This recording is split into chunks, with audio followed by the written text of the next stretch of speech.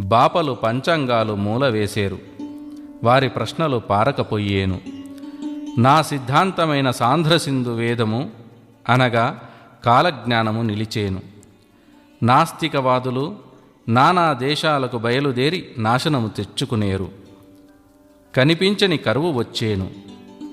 వీరబ్రహ్మేంద్రస్వామి వీరభోగ వసంతరాయలై వస్తాడని భక్తులు ఆటపాటలతో ఎదురుచూసేరు. 3 తోకలు గల తోకచుక్కలు తూర్పున కానవచ్చేను. అప్పుడు విపరీతమైన వడగండ్ల వాన కురిసేను. పిడుగుల వర్షం కురిసేను. అనేక గ్రామాలు కాలిపోయేను. లోకాన నా కీర్తి విస్తారమయ్యేను. 5108 కలియుగం మీదట ఆనందకు ముందుగానే రూకకు పుట్టెడు బియ్యము వచ్చేను. అనగా క్రీస్తు శకము 2000